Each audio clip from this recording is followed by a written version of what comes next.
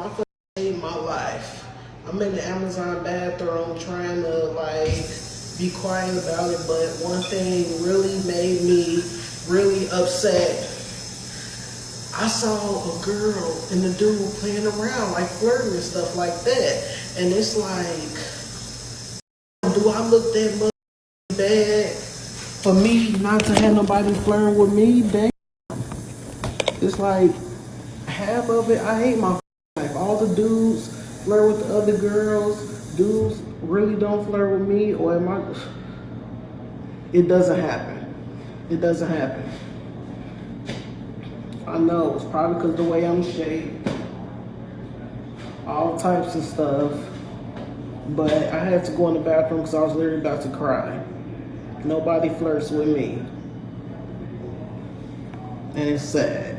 So recently this video went viral where this girl was talking about how she works in an Amazon warehouse and nobody ever hits on her, and that makes her feel bad and shitty. And it sparked a lot of discussion and debate and controversy, so let's talk about it. As a certified conventionally unattractive woman, I have some thoughts. Like with many things, I think the root of the problem stems from the fact that desirability has been tied up so tightly and deeply with womanhood that we almost don't conceive of womanhood outside of it. And we don't conceive of an experience of womanhood that does not include being desirable to men. In fact, it's very uncomfortable for people to consider what it might be like or that it might exist, because a lot of the comments that she's getting are very invalidating. Either they are fix yourself, lose weight, like you can, bootstraps your way out of this problem, or they are women saying you don't want this anyway, you do not want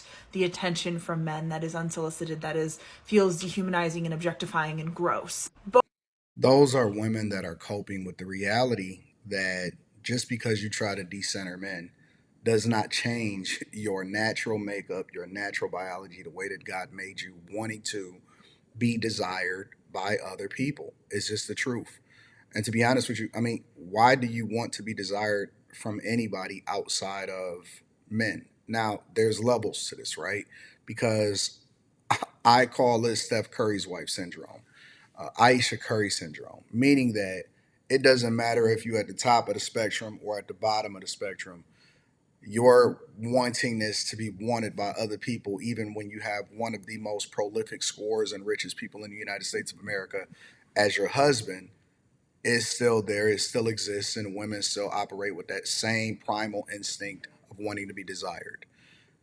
The other side of it is you can fix it. And so when I see this, and I'm going to obviously watch the rest of the video, but when I see women make excuses on desirability, first of all, you shouldn't be so thirsty to where you want to be desired by everybody, because you can't quench that thirst and you can't hold your way out of that. But the other side of that is you can fix it so that you can attract the person that you're supposed to be with or the person that you want to be with. You should add some other things in there like character, do you love God, spirituality, or whatever. But, the girl in the bathroom were jealous because another group of people were flirting with each other. You don't want that at the job, but at the same time, you still want to fix yourself up so you can be the best version of you.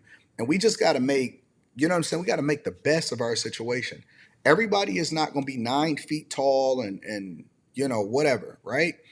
But the fact of the matter is that you can attract the people that is supposed to be in your space, and you can make the best of your situation.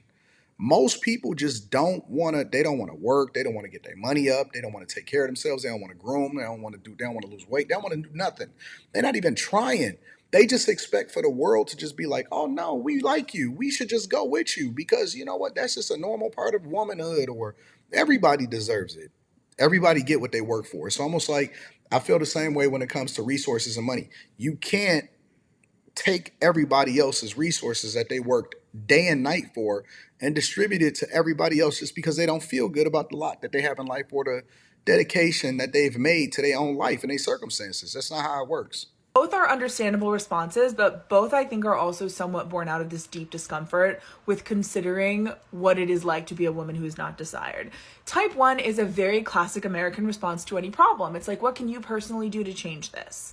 And I understand that it feels obvious that, oh, she should just start looking better so she can get that attention. But first of all, that doesn't happen overnight. And second of all, there are always going to be some people who look better than others.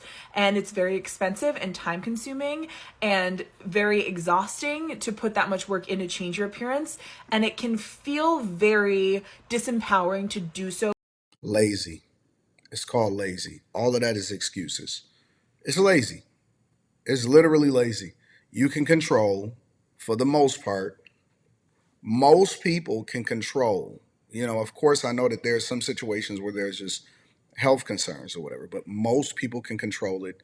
This is all a lie. This is all laziness, and this is how they get y'all to continue to do what y'all been doing.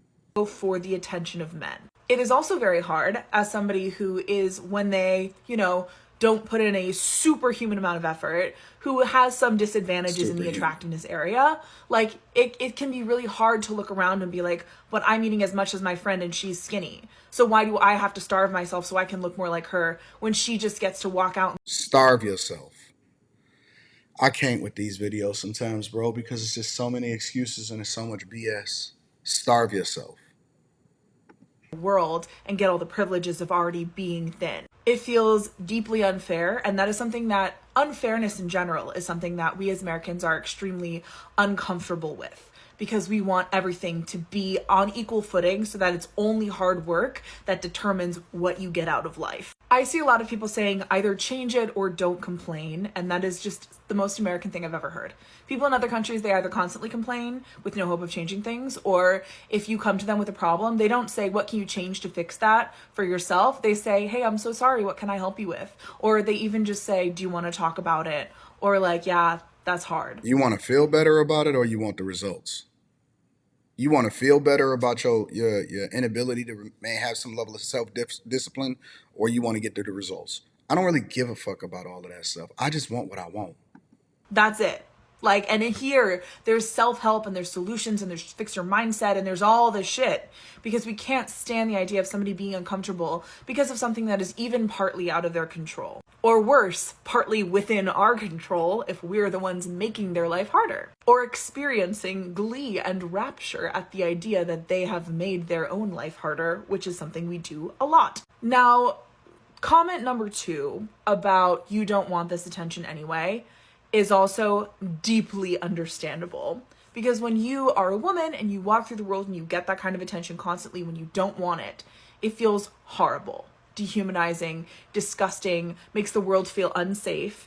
And even as somebody who doesn't get a ton of that attention, I am firmly in this camp with you. I hate it. I don't want any. And how would you know? How would you know? How would she know that she doesn't want something that she's not experiencing?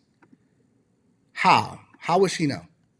This sounds dumb. This sounds so stupid. I intellectually understand what it feels like when somebody doesn't get it and wants it and feels othered because of that. But like, for myself, I don't want it. The ways in which I don't get it, I'm mostly grateful for or neutral about.